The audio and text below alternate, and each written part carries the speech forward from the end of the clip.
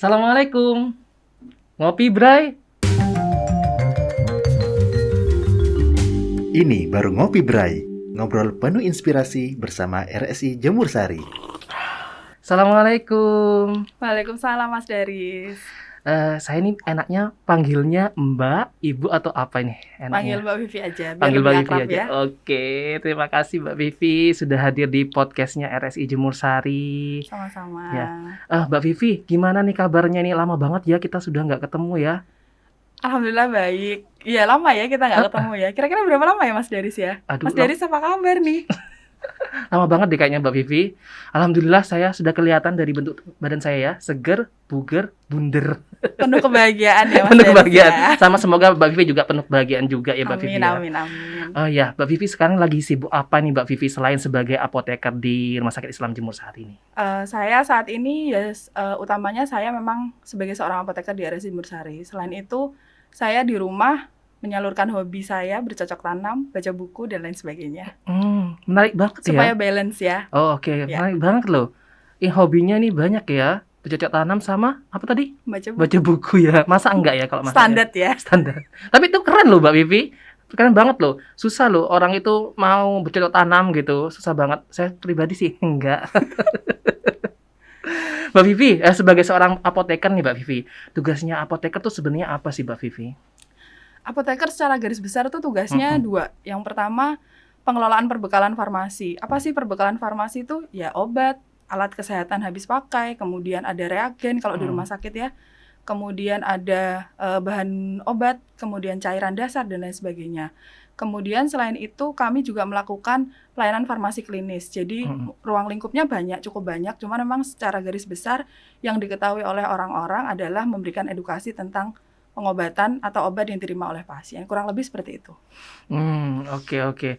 Emang ada tantangan tersendiri nggak Mbak Vi kalau jadi ini apoteker gitu? Tantangannya apa sih? Kalau Kendalanya gitu? masing-masing fungsi utama tadi itu kan punya challenge sendiri-sendiri ya. Kalau memang di pengelolaan perbekalan mungkin tantangannya adalah bagaimana kita mengolah data supaya perencanaan yang kita lakukan itu cukup baik, cukup bisa mengcover kebutuhan institusi di mana kita bekerja.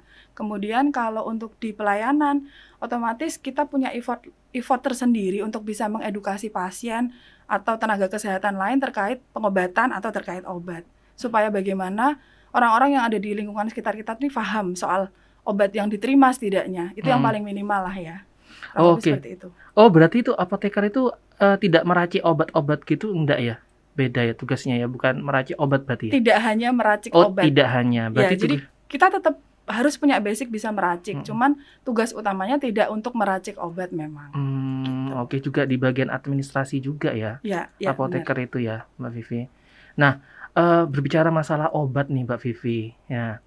Obat itu sebenarnya kita tuh kalau misalkan mau menggunakan obat itu apa harus dari resep dokter kah? Atau kita bisa aja kita mungkin sakit demam atau panas atau batuk ya sudah asal kita beli obat aja yang biasanya ini digunain aja yang cocok aja selama ini apa gimana? Kalau obat itu ada beragam ya. Jadi tidak semua obat memang harus dibeli dengan resep dokter. Ada beberapa obat yang bisa dibeli tanpa resep dokter. Mungkin bisa saya jelaskan. Obat itu klasifikasinya banyak, mulai dari lingkaran obat. Kita bisa lihat dari lingkaran obat yang menempel pada kemasan.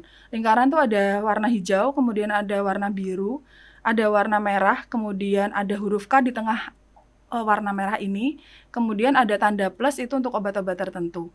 Nah, dari 4 yang saya sebutkan tadi, yang bisa dibeli tanpa resep ada 2. Yang warna hijau lingkarannya, kemudian yang warna biru. Obat-obat seperti itu biasanya sering digunakan untuk, ya seperti yang dicontohkan Mas Daris ya, misalkan kita demam, kita bisa beli obat itu tanpa resep dokter, kita beli paracetamol di apotek itu bisa. Nah itu nggak perlu pakai resep dokter, tapi kalau sudah obat keras, obat narkotika, psikotropika, otomatis itu harus pakai resep dokter. Oh berarti obat-obat itu nggak bisa sembarangan ya dibeli ya? Betul. Ada istilahnya ketentuan-ketentuannya kayak tadi itu lambang-lambang Logo, gitu ya, ya, logo logo-logonya obat, gitu ya. ya, Berarti betul. kita harus paham tentang logo-logo itu ya Mbak Vivi ya? Ya kurang lebih kita harus memahami. Mungkin ada beberapa misalkan kita beli di apotek gitu ya, kita beli obat X ternyata apotek nggak bisa menjual ya, memang karena keterbatasan pelayanan yang diberikan. Kalau memang tidak ada resep ya mereka nggak akan bisa jual itu, sebenarnya seperti itu sih. Oke. Ini pengetahuan baru loh buat saya, Mbak Vivi. Saya nggak Alhamdulillah ya. iya, alhamdulillah. Saya belum pernah tahu loh, kayak gitu logo-logo, nggak pernah memperhatikan kalau Iya. ternyata tuh di obat itu ada logo-logo seperti itu Ya, gitu, dan nanti itu coba ya dicek ya iya, di iya, obat-obat yang dibeli itu termasuk obat golongan obat tradisional, misalkan Hmm. jamu, kemudian ada yang saset obat tolak angin saset kayak gitu-gitu. Itu bisa dicek, nanti ada logonya sendiri-sendiri. Oh, oke. Wah, bagus banget ya ini ya. Ini ini berarti apa, sesuatu yang baru buat saya, dan itu sebenarnya harus saya tahu dari dulu ya, biar gak salah kan Ya. intinya kan dalam menggunakan obat itu Ya, ya. supaya kita juga lebih peduli ya, apa-apa yang kita masukkan ke tubuh kita jadi tahu. Ini fungsinya buat apa, keterbatasannya di mana, efek sampingnya apa dan lain sebagainya. Iya, oke. Karena kan waktu kecil aja nih, waktu kecil kan kita kan gak mungkin ya kita bisa ngerawat diri kita sendiri ya. Biasanya kan orang tua ya Ya. yang ngerawat kita. Ya orang tua ya udah, biasanya batuk cocoknya sama obat ini biasanya gitu ya. Udah dikasih obat itu aja, dan sepertinya sih enggak memperhatikan tentang itu sih. Ya. Ya pokoknya cocok aja. Biasanya sih sudah 2 hari gitu minum obat ini udah kelar nih ini batuknya gitu. Misalnya kan kayak gitu ya. Oh, oke, berarti ada ketentuannya ya. Dan ini harus sangat diperhatikan ya biar tidak salah nanti gunain obat. Malah bahayakah nanti kalau misalkan kita salah-salah menggunakan obat kayak gitu? Pada prinsipnya obat itu kan semacam bahan kimia yang kita masukkan dalam tubuh. Kalau memang kita masukkan dalam jumlah yang sesuai dengan yang kita butuhkan, itu akan membantu memperbaiki kondisi fisik misalkan saat itu sakit gitu ya. Tapi kalau kita gunakan secara tidak bijak ya otomatis akan muncul efek-efek yang lain. Jadi boleh digunakan selama kita memerlukan obat itu gitu. Kurang lebih garis besarnya seperti itu ya Mas Daris. Oh, oke. Tapi sih saya pribadi sih sebenarnya sih memang saat ini ya, kalau karena dulu waktu kecil itu sering sakit-sakitan, jadi kan sudah sering minum obat. Nah, untuk saat ini sudah mengurangi konsumsi obat sih.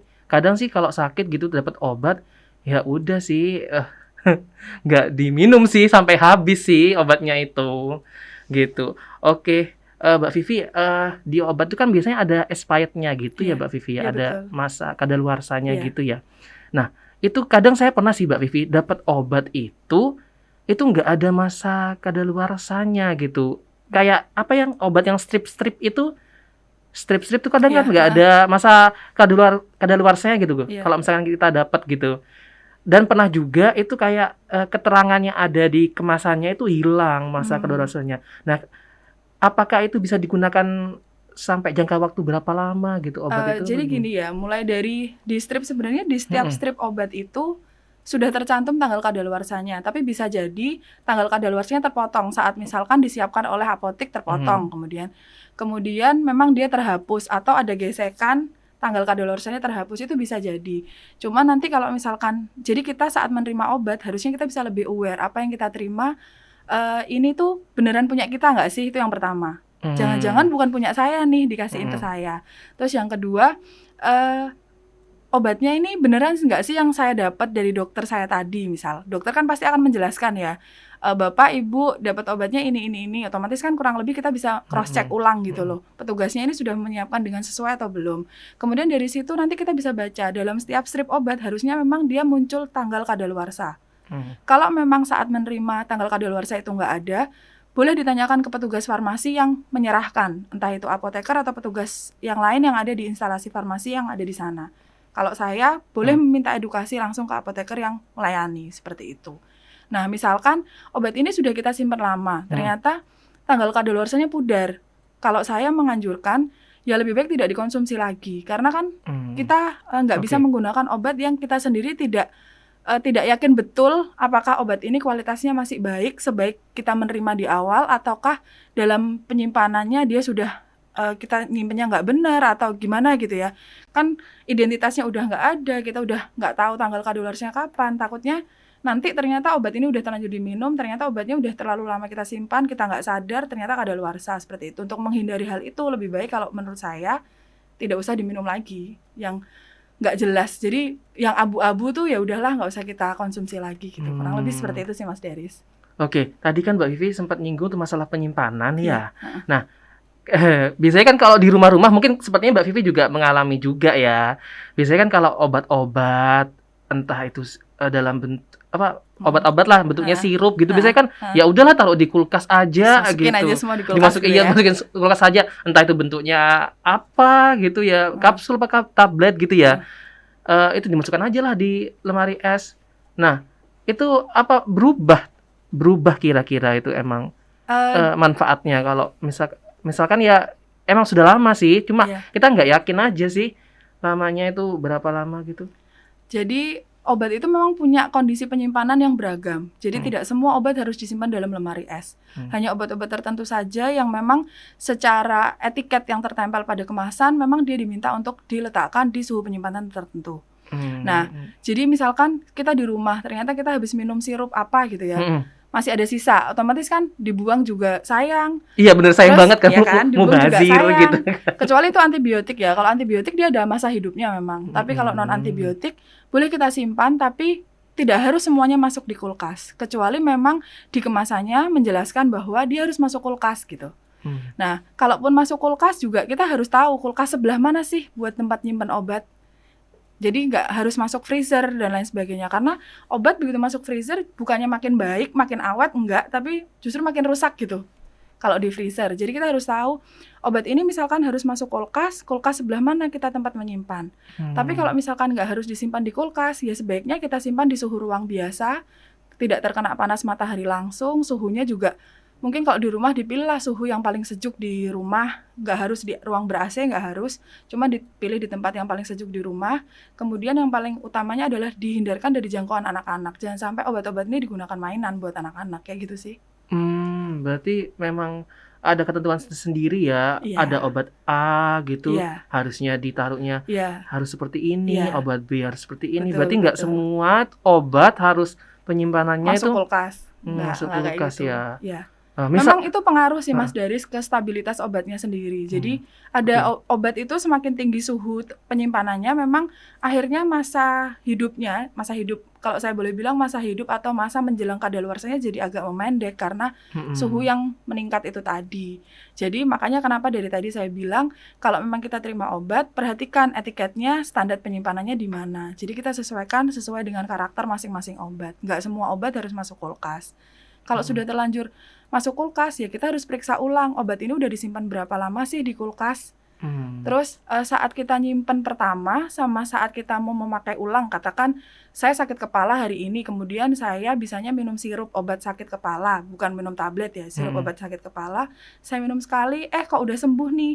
Terus kemudian, minum 3 hari kemudian saya sakit kepala lagi. mhm, Kan otomatis saya akan mengambil obat saya sudah terlanjur saya simpan di kulkas. Nah, kita harus memastikan bahwa obat yang kita simpan di kulkas ini, kualitasnya, bentuknya, warnanya, baunya, itu masih sama seperti saat pertama kali kita menyimpan. Seperti mmm. itu. Jadi tidak ada perubahan secara fisik dari obatnya. Oh gitu, berarti dari apa tadi? Warna, Warna, bau, bau, fisik, fisiknya, rasa, mungkin rasa juga ada ya yang sedikit berubah. Kan kita mmm, bisa, kalau kita mau konsumsi sendiri kan kita bisa coba. Warnanya gimana, bentuknya masih sama nggak sih, waktu kita tuang itu masih sama nggak heeh, sih sama seperti oh, pertama kali kita buka. Terus biasanya untuk obat-obat tertentu justru malah akan timbul endapan saat ada di kulkas.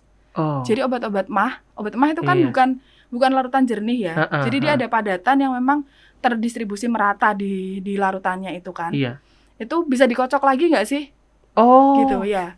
Kalau dia udah nggak bisa dikocok berarti dia udah nggak homogen, maksudnya nggak seragam kandungan obat dalam cairannya gitu. oh, istilahnya Itu juga memadat gitu ta? memadat. Jadi Oh itu lebih baik nggak gitu, usah dikonsumsi kalau saya. Saya sebagai seorang apoteker menyarankan kalau memang, sekiranya bentuk fisiknya sudah berubah dari awal mhm, pertama kali kita buka, ya sudah nggak usah dikonsumsi. mmm, waduh, ini repot ya sebenarnya ya kalau dilihat ya, Sebenarnya memang kita perlu perlu tahu dan perlu paham. Seperti yang tadi saya bilang, kita perlu tahu dan paham apa sih yang kita terima. Perlu paham, perlu mhm, care supaya nantinya kita, oh jadi rasa kepatuhan untuk bisa minum obat seperti yang Mas Deris bilang mhm, tadi, mhm, itu bisa muncul dengan sendirinya. Obat apa sih yang boleh saya minum saat saya sakit aja misal? mhm, Atau obat apa sih yang boleh saya minum saat harus dalam satu siklus saya sakit harus habis misal. Itu kita juga harus paham, harus tahu. Biasanya oleh apoteker itu sudah diedukasi saat penyerahan obat dan sudah ditulis dalam etiket obat. Makanya kenapa di etiket itu sebisa mungkin biarkan etiketnya menempel di obatnya supaya kita tuh nggak bingung. Ini obat apa sih? Saya terimanya kapan sih obat ini dan lain sebagainya. Biasanya kalau di RSI Jemur Sari itu ditulis tanggal kadaluarsanya. Kadaluarsa obatnya kapan. Jadi pasien tahu obat yang dia terima kondisinya baik, tidak kadaluarsa begitu. Berarti misalkan ya Mbak Vivi ya, itu obatnya belum masa keluar kadaluarsa misalkan ya. Tapi sudah kerasa itu disimpannya sudah lama gitu. Itu apa memang harus juga sudah jangan digunakan lagi atau seperti apa? Tapi masa kadaluarsa masih ada nih ya. Masih lama gitu Masih ya. lama, cuma disimpannya sudah lama gitu loh. Itu kembali lagi kita harus karena kita tidak menguji laboratorium ya terhadap obat yang kita simpan itu. Jadi kita perhatikan yang paling sederhana, lihat dari komponen penampakan fisiknya dia tadi. Rasa, warna, bau, kalau dia tidak berubah boleh kita minum. Tapi kalau dia sudah berubah, kemudian misalkan tablet ya, kita nggak sengaja waktu ngambil kegunting, kan dia udah terbuka kena udara luar. Kalau saran saya lebih baik tidak usah diminum. Jadi kalau memang kemasannya masih utuh seperti kemasan primer dari pabrik, kemasan primer tuh kemasan paling luar yang membungkus obat ini. Jadi yang langsung membungkus obat ini kondisinya masih baik, terus kemudian secara fisik nggak ada perubahan warna, rasa, bau, boleh diminum. Itu untuk obat. Kalau vitamin juga sama seperti itu. Sama kalau vitamin. Oh, sama juga ya Mungkin aturannya. yang perlu digarisbawahi kalau sediaannya sirup ya Mas Daris. Oh. Kalau sirup ini agak mungkin ya itu tadi kebiasaan habis diminum masukkan kulkas, itu juga perlu dirubah mindsetnya ya, nggak semuanya sirup harus masuk kulkas kecuali memang dia ada tulisannya simpan dalam lemari es. Nah, biasanya untuk kambuh lagi sakitnya kan kita nggak pernah tahu ya, mungkin hitungan hari, mungkin hitungan bulan. Kalau sudah terbuka lebih baik tidak lebih dari 1 bulan sih penyimpanannya. Tapi tergantung juga sifat bahan. Bisa jadi dia belum 1 bulan, tapi ternyata puyer, misal puyer obat anak, puyer racikan itu, bisa jadi dia menyerap uap air dari udara, kemudian dia jadi basah. Itu juga sebaiknya nggak diminum. Menggumpal, basah dan lain sebagainya. Jadi memang terlihat kan ada perubahan bentuk, warna, rasa, bau itu tadi.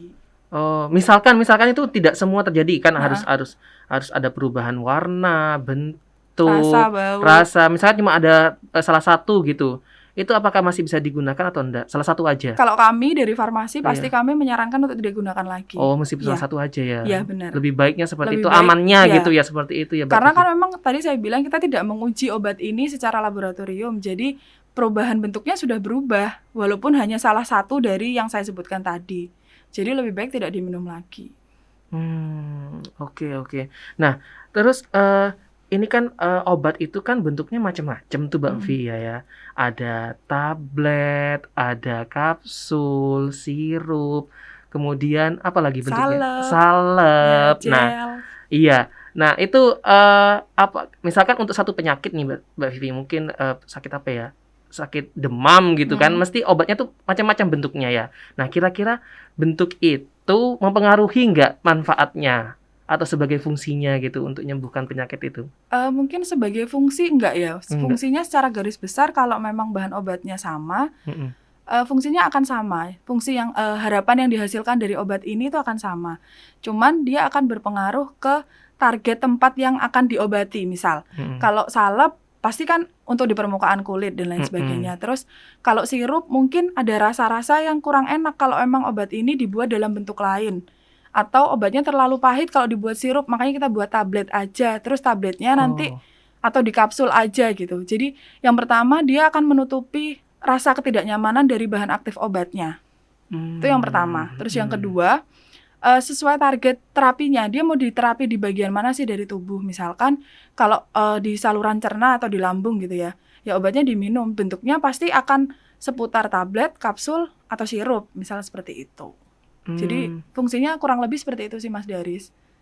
Berarti kita kalau misalkan dapat obat nih ya Mbak Vivi ya, terus kita merasa kita tuh bisa nggak minta gitu, kita mintanya dibuatnya ini aja serbuk gitu, atau mungkin bentuknya tablet, kita nggak bisa minum bentuk tablet, kita minumnya sirup gitu bisa ya? Bisa, sebenarnya ada beberapa obat yang dia bisa dicampur jadi satu Oh. atau bisa digerus, tapi ada beberapa yang memang nggak bisa. Biasanya kami dari farmasi misalkan, dokter menginginkan untuk digerus karena memang pasiennya susah menelan bentuk tablet.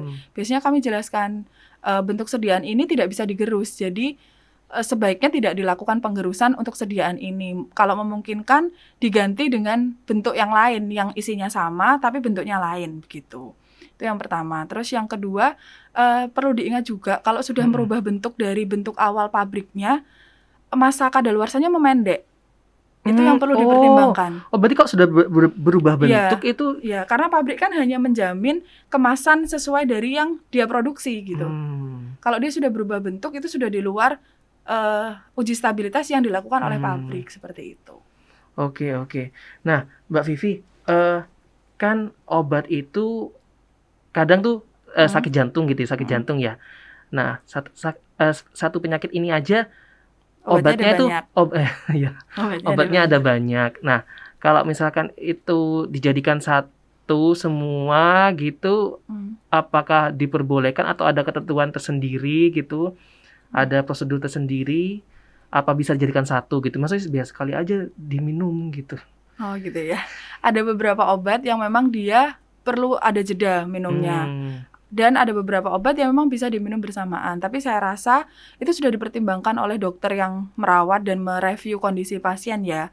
Jadi peresepannya pun sudah dikoordinasikan dengan petugas farmasi. Biasanya sudah kami sesuaikan. Ini kalaupun harus dijeda, jedanya berapa lama. Tapi tetap dalam satu waktu minum yang tidak terlalu jauh. Misalkan aturan minumnya berapa kali gitu.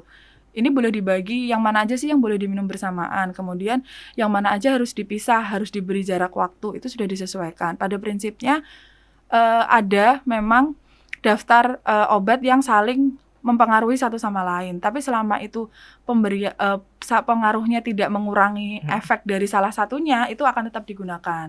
Dan tetap bisa kan dimonitor juga ya kondisi pasiennya.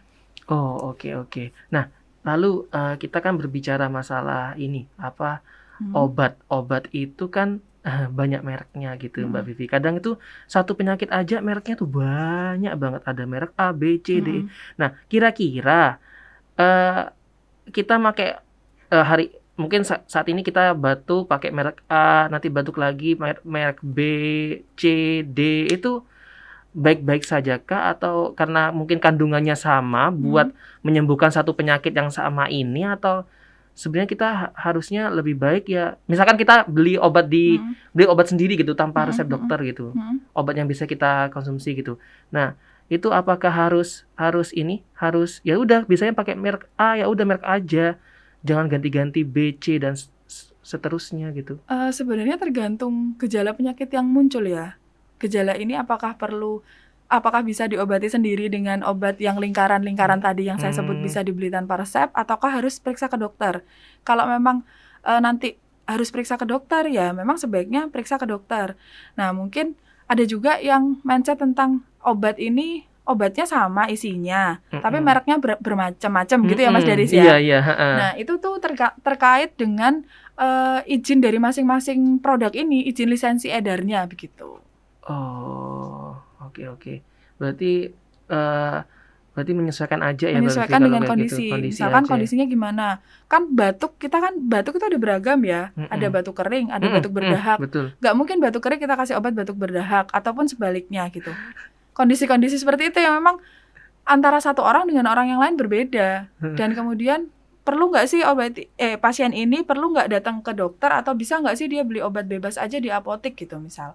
Nah, itu yang nanti akan jadi pertimbangan tindak lanjut obat selanjutnya yang harus diminum itu apa? Apakah tetap berubah atau gimana gitu. Nah, menarik banget tadi Mbak Vivi sempat singgung. Kalau misalnya contohnya tadi masalah batuk ya. Batuk tuh ada banyak macamnya, ada batuk kering, batuk berdahak. Tapi kan nggak mungkin kita kalau misalkan batuk berdahak kita kasihnya obat batuk kering. Nah, pengalaman aja nih sih Mbak Vivi. Ini pengalaman aja ya. Di rumah itu kadang persediaan obatnya tuh adanya batuk kering gitu, tapi kita nih lagi batuk ada dahaknya, ya udah diminumin aja obatnya batuk kering tuh emang nanti bahaya gitu Mbak Vivi.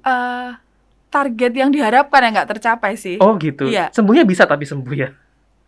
Kesembuhan itu kan gimana ya? obat ini kan perantara ya. Jadi target yang diharapkan kalau batuk berdahak misal dikasih obat batuk kering, ya dahaknya nggak bisa keluar. Batuknya mungkin akan jadi lebih lama dan lain sebagainya gitu kan jadinya. Jadi kalau emang kan biasanya di obat sudah dikasih keterangan ya ini untuk batuk kering atau batuk berdahak. Nah, mungkin kita bisa konsultasi. Yang paling sederhana memang datang ke apotek ya, bukan apotek yang ada di apotek swasta yang ada di sekitar mungkin ya. Bisa konsultasi dengan apoteker di sana untuk tanya, kondisi saya seperti ini, sebaiknya saran obat yang bisa saya minum seperti apa? Obat ini perlukah resep dokter atau tidak? Nanti akan dijelaskan oleh apoteker di sana. Nah, kalau memang sekiranya perlu untuk periksa ke dokter, pasti akan diarahkan untuk periksa untuk dapat obat yang memang harus melalui persepan dokter gitu. Oke, kalau gitu. Nah, terus Mbak Vivi, ini berbicara obat kapsul nih Mbak Vivi ya. Kadang kan ada kan ya orang yang nggak bisa nelen obat ya, entah itu bentuknya tablet atau kapsul. Nah, kalau tablet tadi kan sudah dijelaskan bahwa nanti akan tapi sih masa ininya sih masa penyimpanannya aja sih. Nah, misalkan tablet kita hancurin ya. Kita hancurin sendiri sih di rumah sih kita hancurin sendiri tablet. Terus kalau yang kapsul, contohnya nih kapsul, kita nggak minum cangkangnya itu nggak kita minum, kita ambil serbuknya. Itu apa boleh? Apa manfaatnya masih sama? Biasanya itu pengaruh ke target kerja dari serbuk yang dimasukkan dalam kapsul itu. Ada beberapa memang serbuk yang dimasukkan dalam kapsul itu dilapisi sedemikian rupa supaya dia tidak pecah bersamaan. Maksudnya tidak larut bersamaan gitu dalam tubuh. Itu ada yang seperti itu. Mungkin kalau cangkang kapsulnya dibuka, ya sistem yang dibentuk oleh pabrik ini akan berubah. Jadi tidak seperti yang didesain oleh pabrik gitu. Mungkin bisa difahami ya Mas Daris? Iya, paham. Bentuknya misalkan kalau dia harusnya yang satu di kapsul ini warnanya dibuat berbeda karena yang ini diminta untuk larut di 15 menit yang pertama misal. Yang warna kuning diminta larut di 15 menit yang pertama, warna merah di 30 menit yang pertama dan lain sebagainya. Nah, itu akhirnya tidak tercapai kalau itu dibuka karena memang sudah didesain sedemikian rupa supaya dia sesuai dengan hasil uji yang sudah dilakukan di pabrik, sesuai dengan target di mana dia harus bekerja, harus larut dan lain sebagainya.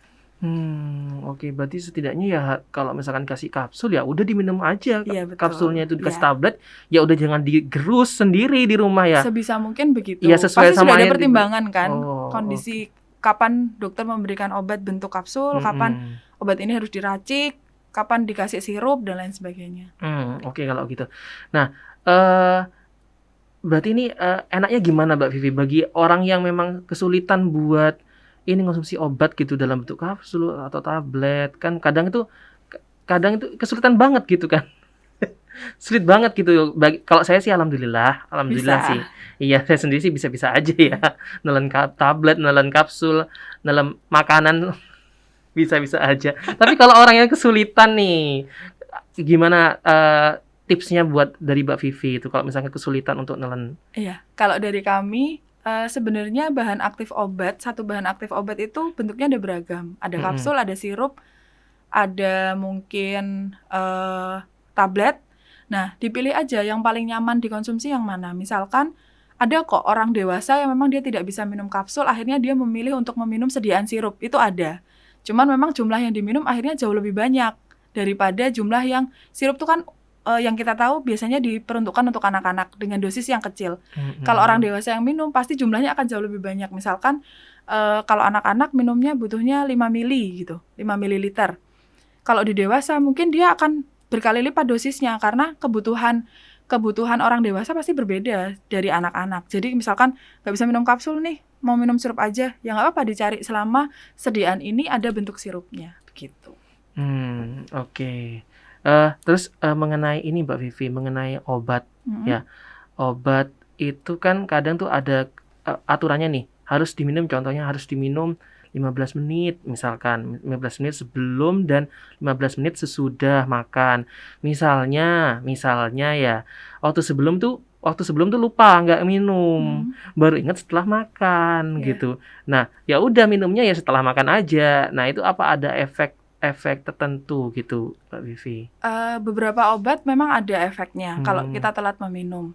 Kalau memang kita telat minum ya biasanya obat diminum sebelum atau sesudah makan itu kan tergantung kerja obat ini diganggu nggak dengan adanya makanan. Kalau memang dia diganggu dengan adanya makanan, berarti dia harus diminum dalam kondisi perut kosong. Kalau memang sebelum makan kita kelupaan nih nggak minum obat, ya berarti kita akan pindah waktu minum obatnya di jam perut kita sudah mulai kosong lagi. Seperti itu. Misal gitu. Misal obat diminum 1 jam sebelum makan gitu ya. Itu kan perut kita kosong nih 1 jam sebelum makan. Ya udah, kita pindah aja waktu minumnya di 2 jam setelah makan. Kondisi perut kan sudah mulai kosong lagi di 2 jam setelah makan, seperti itu. Kecuali memang obat-obat yang dia strict waktunya nggak boleh digeser. Kalau itu sebaiknya menurut saya kita perlu pasang alarm ya, kapan kita harus minum obat yang waktunya nggak bisa digeser karena memang sifat obat itu sendiri gitu. Oke. Bisa saya pahami kayak gitu ya. Bisa. Semoga penjelasan saya nggak tambah bikin bingung ya Mas. Enggak. Saya bisa sangat paham dengan penjelasannya Mbak Vivi. Detail banget gitu. Nah, terus Mbak Vivi, obat tuh kan ada yang generik, ada yang apa satunya kalau bukan generik? Bermerek ya. Iya, bermerek gitu ya. Okay. Nah, itu apa tuh yang membedakan keduanya itu antara generik sama yang bermerek gitu? Yang membedakan sebenarnya kalau dari bahan aktif sama, fungsinya sama. Cara kerjanya juga sama. Sebenarnya yang membedakan adalah bermerek ini ya dia punya izin mereknya ini loh yang beda. Tuh, kurang lebih sih seperti itu sih. Secara garis besar dan simpelnya kayak gitu. Nah tapi kadang ada orang loh Mbak Vivi ya. Kok aku lebih cocoknya ini ya, yang generik ya, lebih cocoknya yang bermerek ya. Itu kenapa sih Mbak Vivi? Mungkin itu karena respon individu ya, respon tubuh masing-masing orang kan berbeda. Jadi mungkin atau sugesti juga bisa dipengaruhi sugesti. Biasanya untuk orang-orang tertentu misalkan kayak nenek saya gitu ya. Nenek saya ini nggak mau kalau minum obat warna kemasannya berbeda padahal isinya sama. Gitu. Iya kan? Ada kan yang seperti itu. Iya, ada. Bisa jadi kayak gitu juga sih. Kalau menurut farmasi secara garis besar bahan obatnya sama, fungsinya sama, cara kerjanya sama, ya sama gitu. Cuman masalah satunya punya izin merek, yang satunya enggak gitu aja sih. Oke. Nah, ini Mbak Vivi, kita berbicara antibiotik nih Mbak Vivi ya. Ini pengalaman saya pribadi ya Mbak Vivi ya. Saya pernah dapat info gitu bahwa antibiotik itu harus habis diminum. Nah, padahal saya sendiri ya Mbak Vivi, ini pengalaman saya sendiri ya. Ya karena tadi yang sudah pernah tadi yang saya ini ya ceritakan ya bahwa saya ini tipenya yang ketika dapat obat ya udah itu nggak habis obatnya, ya sama seperti antibiotik juga nggak habis gitu. Nah ternyata antibiotik itu harus dihabiskan. Saya dapat infonya sih seperti itu. Nah itu kenapa sih Mbak Vivi kok harus dihabiskan? Antibiotik ini kan untuk membunuh infeksi bakteri yang ada dalam tubuh kita ya. Iya. Takutnya kalau antibiotik ini jadi siklus pemberian terapinya pasti ada siklus tersendiri yang sudah dipertimbangkan. Ada minimal hari dan lain sebagainya. Dan itu beragam, tergantung kondisi pasien, tergantung kondisi penyakit, dan lain sebagainya. Dan pertimbangan-pertimbangan yang lain lah. Nah, misalkan kita minum nggak lengkap, takutnya, khawatirnya saat kita terinfeksi penyakit yang sama di waktu yang akan datang, bakteri yang menyebabkan kita sakit ini, dia akan justru membentuk pertahanan yang nggak bisa dilawan pakai obat ini lagi, gitu kurang lebih gambarannya. Berarti fungsinya antibiotik ini untuk menguatkan gitu? Bukan untuk menguatkan. Jadi dia untuk membunuh bakteri penyebab penyakit, tapi harus dituntaskan supaya bakteri ini tidak membentuk pertahanan tubuh baru sehingga saat menginfeksi ulang tubuh kita dan nggak bisa diatasi dengan obat yang sama gitu. Berarti memang harus dihabiskan ya? Ya, harus dihabiskan. Padahal selama ini saya nggak menghabiskan loh Mbak Vivi. Ya itu memang itu adalah concern kami untuk mengedukasi pasien supaya paham betul bahwa saat menerima antibiotik ya harus diminum sesuai dengan ketentuan dan harus dihabiskan gitu. Pokoknya ya kalau dapat obat apapun tuh harus habis gitu ya? Nggak harus obat apapun. Kalau antibiotik dari petugas di farmasi biasanya sudah memberikan keterangan dalam etiket obat bahwa obat ini adalah antibiotik dan harus dihabiskan seperti itu. Meskipun misalkan kita sudah merasa sembuh nih Mbak Vivi, Oh, tetap harus Tetap harus misalkan dihabiskan untuk jadi antibiotik. masih ada nih, Ya, jumlahnya masih ada, tapi kita sudah merasa, "Oh, kita ini sudah sehat," gitu. ya, Tetap harus tetap harus dihabis. habis. Oh, gitu. Obat yang boleh berhenti mungkin obat lain selain antibiotik. Dan itu biasanya memang sudah ditulis sedemikian rupa oleh dokter dalam resep, dan nanti akan kami terjemahkan dalam bentuk etiket obat yang bisa dibaca oleh pasien bahwa obat ini antibiotik harus dihabiskan, kemudian obat ini obat demam nih diminum saat demam aja, atau obat nyeri diminum saat nyeri aja, seperti itu. Oke. Ada pertanyaan lagi nih, Mbak Vivi, dari boleh. saya nih. Obat tetes mata. Nah, pasti mungkin Mbak Vivi juga pernah mengalami ya, nggak mungkin dia ada mengalami obat tetes mata biasanya.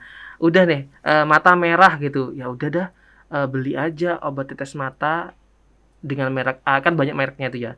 Dicoba, kok nggak sembuh-sembuh. Kadang kan orang tuh, ya saya sendiri sih, dulu sih, kadang tuh males kan periksa ke dokter gitu. Ya udah deh, biasanya kalau sakit mata itu beli aja obat tetes mata yang dijual di toko-toko gitu kan ya.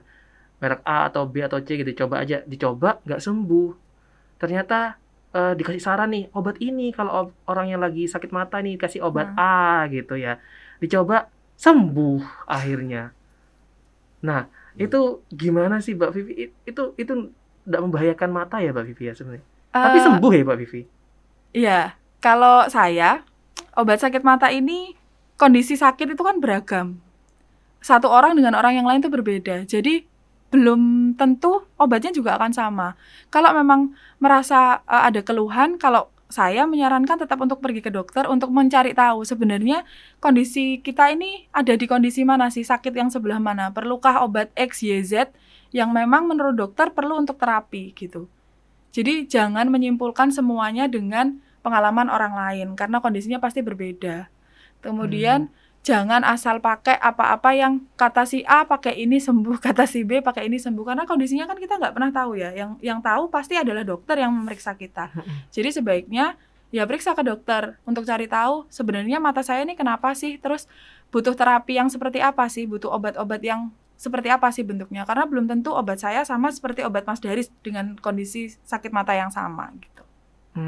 Berarti memang lebih baiknya ketika kita sakit itu harus periksa ke dokter aja ya, lebih baiknya seperti itu ya, biar kita tahu pasti penyakit apa yang terjadi dalam tubuh kita itu seperti itu ya. Jadi nggak sembarangan pilek ya udah beli obat ini aja, biasanya ini demam ya udah obat ini aja, batuk obat ini aja gitu. Padahal sebenarnya itu gejala-gejala bisa jadi penyakit yang serius ya gitu ya. Ya mungkin perlu diperiksa lebih lanjut memang. Jadi nggak kita nggak semuanya bisa kita simpulkan sendiri. Oh pakai ini aja lah. Kemarin teman sakit pakai ini bisa sembuh gitu. Terus kemarin saudara sakit pakai ini bisa sembuh.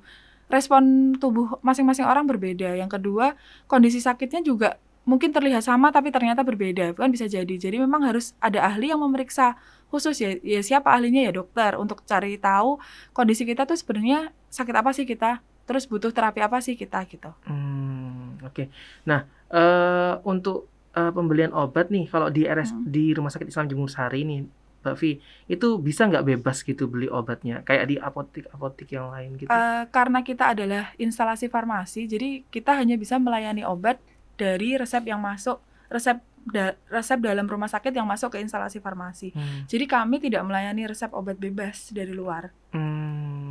Tidak melayani pembelian obat bebas dari pasien tanpa resep, tidak melayani pembelian obat dari luar rumah sakit gitu. Jadi resep yang kami layani adalah resep-resep yang memang ditulis oleh dokter yang bekerja dan berpraktek di RSI Jemur Sari Surabaya. Oke gitu. Nah, untuk di Rumah Sakit Islam Jemur Sari pelayanan farmasi itu apa aja? Mungkin apa ada konsultasi gratis atau gimana gitu? Ada konseling gratis. Nanti bisa konseling dengan teman-teman apoteker, mungkin juga bisa dengan saya, tergantung siapa nanti yang berdinas di ruang konseling. Nanti bisa tanya apa aja tentang obat yang didapat gitu. Oh, kapan aja itu Mbak Vivi? Biasanya kami ada dari kalau Senin sampai Jumat kami ada dari pagi jam 8 sampai dengan jam 9 malam. Kalau hari Sabtu kami ada dari jam 8 sampai jam 2 siang. Selain itu mungkin bisa telepon ke nomor Rumah Sakit Islam Jemur Sari Surabaya di extension apotek di dalam instalasi, nanti bisa dihubungkan ke apoteker yang berdinas. Atau mungkin bisa konsultasi kalau memang kenal secara personal, mungkin tidak pasien mungkin ya, mungkin tenaga kesehatan lain yang butuh bertanya tentang obat, atau mungkin Mas Daris gitu bisa hubungi saya, atau bisa menghubungi teman-teman farmasi yang lain, teman-teman apoteker yang lain untuk mengedukasi. Oh berarti ini itu harus datang langsung atau bisa via telepon atau Sebenarnya gimana? nggak harus datang langsung sih, Oh, cuman iya. ada beberapa obat tertentu yang kita butuh mensimulasikan cara pemakaiannya. Jadi mungkin untuk kondisi tertentu dibutuhkan untuk datang langsung supaya edukasinya bisa jelas gitu. Oh, oke. Dan nggak ada mispersepsi ya, nanti bingung ini tempatnya beda. Terus pasien itu menerimanya, harapannya sih kita bisa memfeedback ulang pemahaman pasien saat kita sudah selesai menjelaskan obat yang diterima gitu. Oke, berarti suatu saat saya bisa ya Mbak Vivi ya konsultasi Bisa, gitu bisa. ya. Monggo silahkan. Oh iya Mbak Vivi, terus gini Mbak Vivi, pengalaman juga nih pribadi, pengalaman saya pribadi. Nah, saya tuh kan banyak obat tuh Mbak Vivi ya, banyak obat.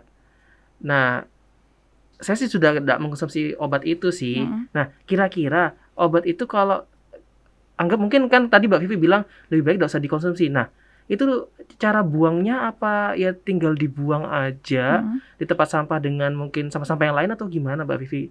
Ya, jadi gini, kita pasti punya simpanan obat ya di rumah. Entah itu dalam kondisi tertentu kita butuh, misalkan obat diare kan nggak mungkin rumah nggak punya obat diare gitu ya. Jadi kita harus memeriksa ulang seperti yang tadi saya bilang, memeriksa ulang bahwa di kemasan ini tercantum nggak tanggal kadaluarsanya. Nah, kemasan ini rusak nggak posisi kita menyimpan. Misalkan blister tabletnya terbuka, tergunting. Ya, kalau seperti itu ya lebih baik dibuang. Terus pastikan ulang bahwa semuanya dalam kondisi baik, tidak ada perubahan warna, rasa, dan bau. Kalau memang dia sudah pernah dibuka dan tidak melebihi waktu obat itu aman untuk disimpan gitu ya. Terus gimana sih caranya memusnahkan obat? Kalau tablet itu harus dikeluarkan dulu dari blister atau dari kemasannya, kemasan pembungkus tabletnya ini, kemudian bisa dihancurkan, terus bisa dikubur di tanah, atau bisa dibuang di saluran pembuangan tapi diencerkan terlebih dahulu. Kalau sirup juga sama, jadi dikeluarkan dulu dari botolnya, tutup, dan botol ini harus dibuang terpisah. Jadi jangan digabung. Karena jadi jangan ditutup gitu, terus dibuang ya. gitu. Oh, khawatirnya botol bekas ini akan digunakan dan diisi ulang oleh orang-orang yang nggak bertanggung jawab. Akhirnya muncullah obat-obat palsu seperti itu. Nah, kemudian kalau kita menyimpan obat ada kardusnya. Nah, kardus obat ini nggak boleh dibuang gitu aja, buang gitu nggak. Kardusnya harus dirusak. Supaya apa? Supaya nanti nggak dimanfaatkan ulang oleh orang-orang yang nggak bertanggung jawab untuk obat palsu, peredaran obat palsu dan lain sebagainya gitu. Oke. Berarti ya harus ini ya, kita tuh harus benar-benar memperhatikan betul ya dari kita itu mengkonsumsi obat ya, sama tadi juga nyimpennya harus seperti dari mulai gimana, mendapatkan, beli di mana. Iya, beli di mana, terus gunainya harus seperti Iya. Terus nyimpennya harus seperti apa, sama terus saat nanti kalau rusak gimana buangnya. Kayak gitu. Oh iya, tadi ada yang kelupaan Mbak Vivi. Masalah konsumsi obat nih. Biasanya orang itu kan kalau minum obat itu kadang ada yang dibarengin nih, entah itu sama konsumsi pisang misalkan, atau ada orang juga yang konsumsi obat tuh bareng sama teh gitu, minum teh. Nah itu menurut Mbak Vivi itu tidak masalah atau malah nanti kinerja obatnya nggak bagus atau gimana? Obat itu pada prinsipnya dia diminum dengan air putih atau air minum biasa, di suhu biasa, bukan di suhu dingin atau suhu panas.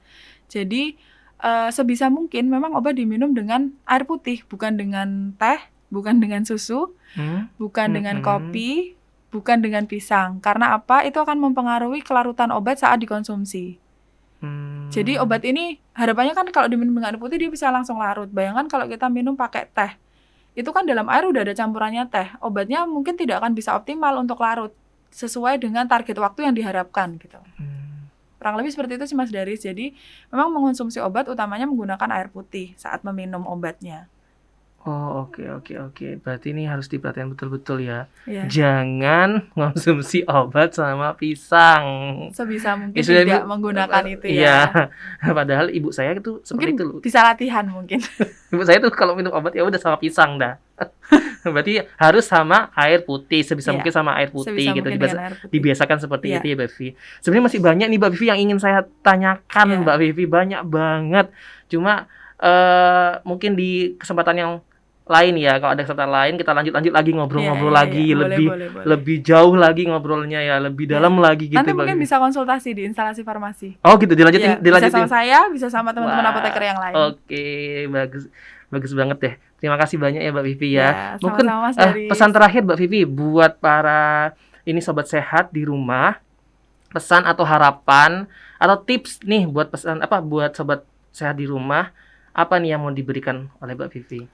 Jadi pesan-pesan untuk teman-teman di rumah, yang pertama dapatkan obat di tempat yang resmi dan legal, di mana itu di apotek, toko obat, ataupun di fasilitas pelayanan kesehatan seperti instalasi farmasi rumah sakit, puskesmas, dan lain sebagainya. Nah, kemudian gunakan obat dengan bijak, kemudian simpan obat dengan baik. Kalau memang ada obat rusak atau kadaluarsa, buang sesuai dengan petunjuk dari apoteker atau petugas farmasi. Terima kasih. Terima kasih Mbak Vivi sudah hadir di podcastnya Rumah Sakit Islam Jemur Sari Surabaya. Padahal saat ini lagi sibuk ya Mbak Vivi ya. Enggak juga. Sama-sama Mas Dari, semoga apa yang saya sampaikan hari ini bisa memberikan manfaat untuk teman-teman dan untuk masyarakat luas. Ya harapan saya juga Mbak Vivi sehat selalu ya Mbak Vivi. Amin. Lancar karirnya, pokoknya apa Amin. yang lagi dikerjakan Amin. sekarang dilancarkanlah pokoknya. Amin. Terima kasih Mbak Vivi, semoga Ya. nanti ada kesempatan lain bisa ketemu lagi ya. Sama-sama Mas Dari. Ya, buat sobat sehat yang ada lagi nonton nih, mungkin ada ide topik yang menarik untuk podcast RSI Jemur Sari selanjutnya, bisa ketik di kolom komentar di bawah atau bisa DM di Instagram official Rumah Sakit Islam Jemur Sari @rsi.jemursari atau bisa juga kirim pesan di Facebook officialnya Rumah Sakit Islam Jemur Sari. Ditunggu ya.